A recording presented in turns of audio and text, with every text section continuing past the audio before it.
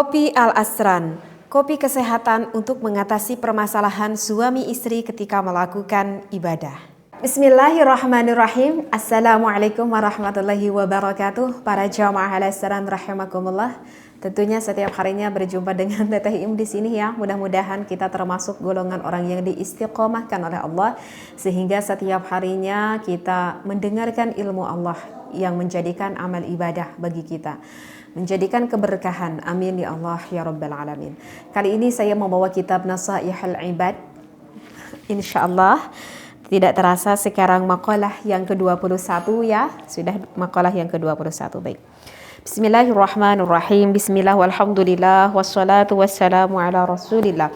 Wal maqalatul hadiyatu wal ishruna. Sekarang makalah yang ke-21, qila diceritakan.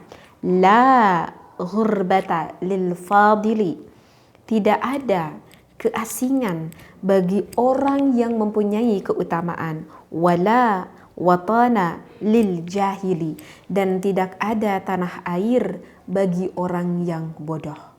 Ini adalah pepatah dari ulama yang mengarang ini kitab Nasaihul Ibad. Faham gak? Sepertinya agak kurang faham ya. Yang dimaksudkan dengan pepatah la ghurbata lil fadili wa watana lil jahil itu maksudnya adalah al muttasifu bil ilmi. Maksudnya adalah orang yang bersifat dengan keilmuannya, wal amala kemudian mengamalkannya, kana mukraman maka ia dimuliakan, muazzaman lagi dihormati orang tersebut, indan nasi di sisi manusia, fi ai baladin di negeri manapun, kana fakana kullu baladin indahu watanan, ya, di negeri manapun ia berada, maka keberadaannya di setiap negeri di sisinya itu adalah watanan, tanah airnya. Walau kana ghariban, meskipun ia adalah seorang pendatang. Wal jahilu mikhlafu dzalik, sedangkan orang bodoh kebalikan dari hal itu. Nah, jadi begitu isi dari la ghurbata lil fadili wala watana lil jahil. Jadi maksud dari hikmah dari pepatah yang disampaikan oleh ini ulama ini masih menceritakan akan kemuliaannya, akan keberuntungannya, ya, bagi siapa? Bagi orang yang mempunyai ilmu. Di mata Allah sudah jelas sekali ya, orang yang berilmu itu dimuliakan oleh Allah. Bahkan orang yang berilmu bukan hanya saja mulia dipandang mata Allah, tetapi bisa mulia, bisa mu'azzaman, bisa dihormati indan nasi, di halayak manusia. Seperti itu. Dan tentunya yang dimaksudkan orang yang berilmu di sini wal amala, orang yang mengamalkan akan ilmunya tersebut. Jadi kita tidak cukup hanya sekedar mempunyai ilmu. Apa artinya ilmu kalau tidak bisa kita amalkan? Meskipun secara terus terang saja terkadang tidak semua ilmu semuanya bisa kita langsung diterapkan, diaplikasikan di dalam kehidupan kita sehari-hari. Ya, karena kan itu perlu penyesuaian. Di dalam amal memang perlu penyesuaian. Di dalam amal memang itu perlu pelatihan. Dan itu tidaklah mudah. Kalau yang Teteh sendiri rasakan gitu ya, perlu ada pelatihan gitu ya. Tidaklah mudah seperti itu. Tapi sedikitnya kalau kita mempunyai dasar ilmu agama yang namanya tahu, mungkin nanti akan ada ingatnya di otak kita. Berbeda dengan orang yang jahlun, berbeda dengan orang yang bodoh atau yang tidak mengetahui sama sekali. Dengan landasan ilmu agama mengajarkan kepada kita tentu akan suatu kebaikan. Tidak ada satupun agama yang mengajarkan akan suatu keburukan. Apalagi yang dimaksudkan di sini itu adalah dinul Islam, itu adalah agama Islam.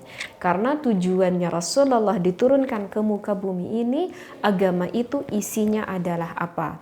Agama itu isinya adalah akhlakul karimah.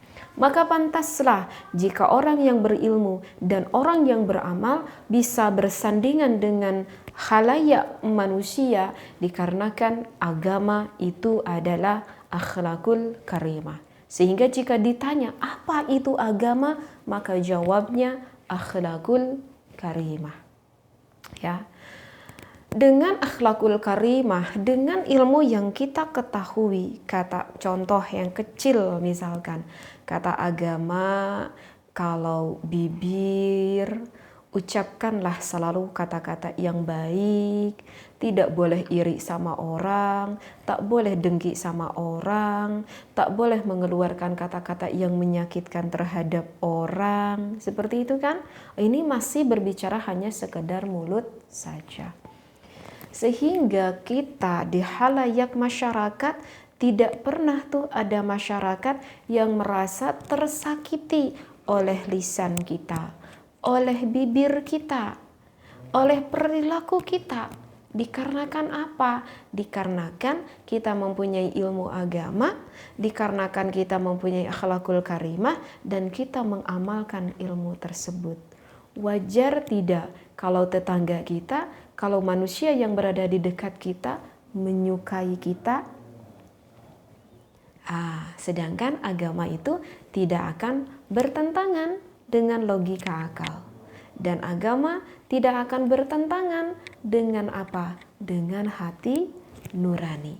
Maka kemungkinan besar masyarakat, manusia yang ada di samping kita akan menyukai diri kita. Dikarenakan apa?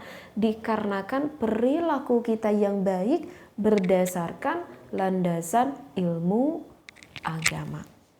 Maka wajar atau pantas tidak kalau orang tersebut dimuliakan oleh manusia lagi, dihormati oleh manusia lagi, maka wajar dan sangat pantaslah. Ya, nah maka isi dari pepatah yang dimaksudkan adalah seperti ini. Ya, bahkan orang tersebut yang mempunyai ilmu dan kemudian amal dengan ilmunya, mau dimanapun, mau kemanapun, tak perlu takut. Kenapa? Karena dia sudah mempunyai modal yang cukup besar, yaitu ilmu. Maka pantas di dalam ini keterangan kana fakana kullu baladin indahu watanan. Mau pergi kemanapun ini orang yang mempunyai ilmu dan mengamalkan ini ilmunya, maka keberadaannya itu negeri di sisinya itu seperti tanah airnya. Meskipun ghariban, meskipun padahal orang tersebut itu adalah seorang pendatang, ya. Aslinya aku ini orang Sunda.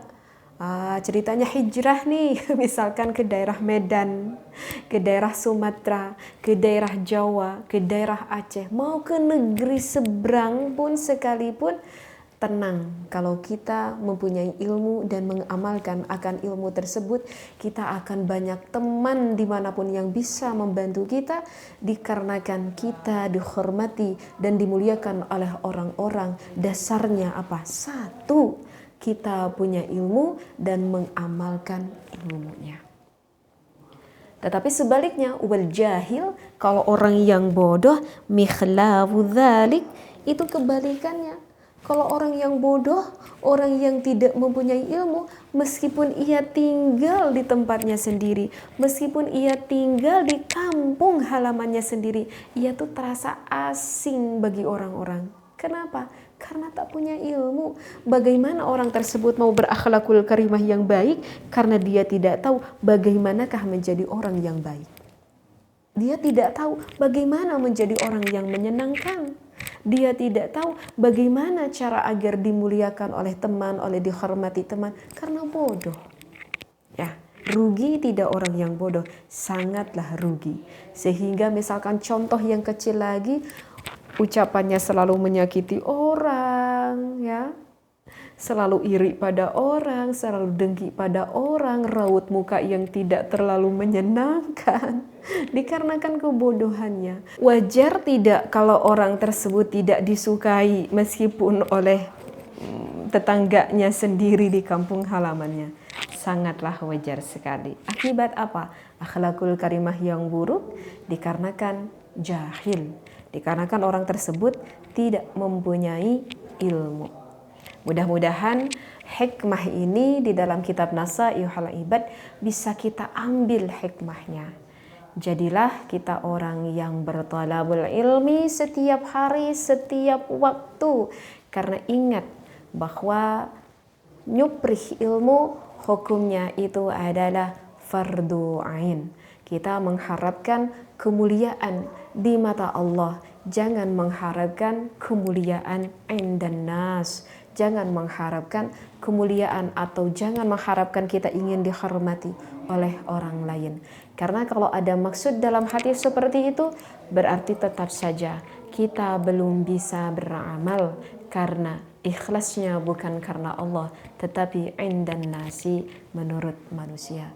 Mudah-mudahan sekali lagi kita semuanya, para jamaah al-asran semuanya, mudah-mudahan Allah selalu mengistiqomahkan ngaji kita, Allah selalu membersihkan hati kita dan penuh maghfirah Allah kepada diri kita semuanya. Wallahu a'lam. Wassalamualaikum warahmatullahi wabarakatuh.